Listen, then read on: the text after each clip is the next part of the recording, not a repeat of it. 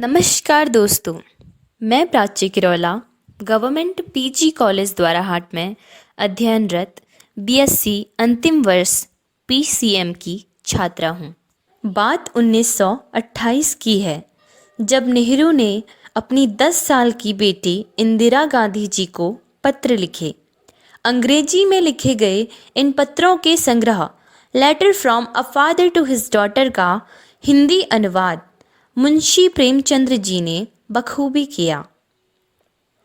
तो आइए सुनते हैं इन पत्रों के संग्रह के 10वें अध्याय को, जिसका शीर्षक है ज़बानों का आपस में रिश्ता। हम बतला चुके कि आर्य बहुत से मुल्कों में फैल गए और जो कुछ भी उनकी ज़बान थी उसे अपने साथ लेते गए, लेकिन तरह तरह की आव-हवा और तरह तरह की हालतों ने आर्यों की बड़ी बड़ी जातियों में बहुत फ़र्क पैदा कर दिया। हर एक जाति अपने ही ढंग पर बदलती गई और उसकी आदतें और रस्में भी बदलती गई। वे दूसरे मुल्कों में दूसरी जातियों से न मिल सकते थे, क्योंकि उस ज़माने में सफ़र करना बहुत मुश्किल था। एक गिरोह दूसरे से अलग होता था। अगर एक मुल्क के आदमियों को कोई नई बात मालूम हो जाती तो वे उसे दूसरे मुल्क वालों को न बतला सकते। इस तरह तब्दीलियाँ होती गई और कई पुश्तों के बाद एक आर्य जाति के बहुत से टुकड़े हो गए। शायद वे यह भी भूल गए कि हम एक ही बड़े ख़ानदान से हैं। उनकी एक ज़बान से बहुत सी ज़बानें पैदा हो गई जो आपस में बहुत कम मिलती जुलती थी, लेकिन उनमें इतना फ़र्क मालूम न होता था। उनमें बहुत से शब्द एक ही थे और कई दूसरी बातें भी मिलती जुलती थी। आज हज़ारों साल के बाद भी हमें तरह तरह की भाषाओं में एक ही शब्द मिलते हैं। इससे मालूम होता है कि किसी ज़माने में ये भाषाएं एक ही रही होंगी। तुम्हें मालूम है कि फ्रांसीसी और अंग्रेजी में बहुत से एक ही शब्द हैं। दो बहुत घरेलू और मामूली शब्द ले लो, फादर और मदर। हिंदी और संस्कृत में यह शब्द पिता और माता हैं। लैटिन में वे पेटर और मीटर हैं। यूनान में पेटर और मीटर। जर्मन में फाटेर और मुत्तर। फ्रांसीसी में पेर और मेर, और इसी तरह और ज़बानों में भी। ये शब्द आपस में कितने मिलते जुलते हैं।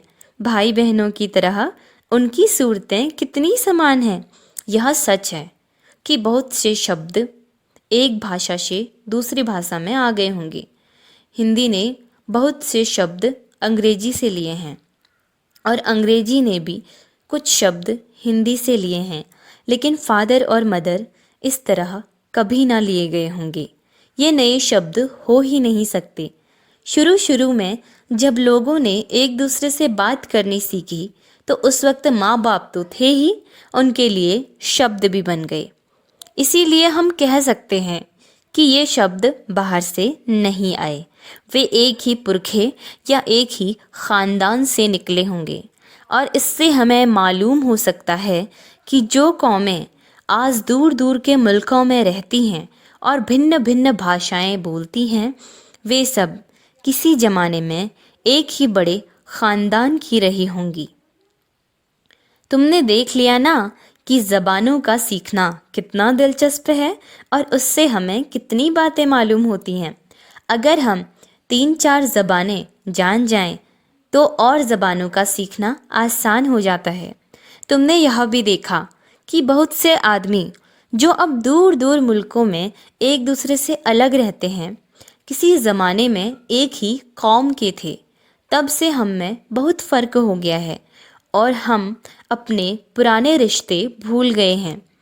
हर एक मुल्क के आदमी ख्याल करते हैं कि हम ही सबसे अच्छे और अक्लमंद हैं और दूसरी जातें हमसे घटिया हैं। अंग्रेज़ ख्याल करता है कि वह और उसका मुल्क सबसे अच्छा है।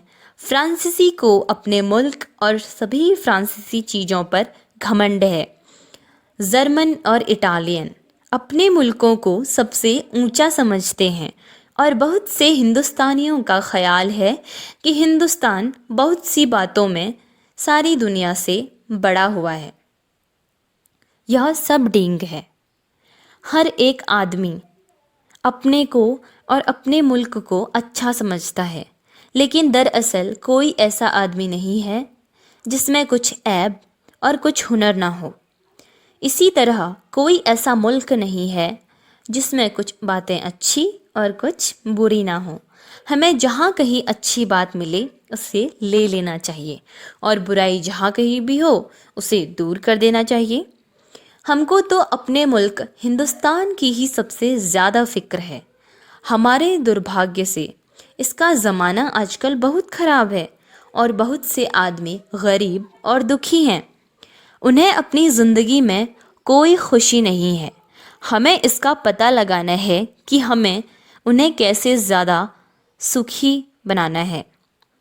हमें यह देखना है कि हमारे रस्म रिवाज में क्या खूबियाँ हैं और उन्हें बचाने की कोशिश करनी है। जो बुराइयाँ हैं उन्हें दूर करना है। अगर हमें दूसरे मुल्कों में कोई अच्छी बात मिले तो उसे ज़रूर ले लेना चाहिए। हम हिंदुस्तानी हैं और हमें हिंदुस्तान में रहना और उसी की भलाई के लिए काम करना है। लेकिन हमें यह नहीं भूलना चाहिए कि दुनिया के और हिस्सों में रहने वाले हमारे रिश्तेदार और कुटुंबी ही हैं। क्या ही अच्छी बात होती अगर दुनिया के सभी आदमी खुश और सुखी होते। हमें कोशिश करनी चाहिए कि सारी दुनिया ऐसी हो जाए जहाँ लोग चैन से रह सकें।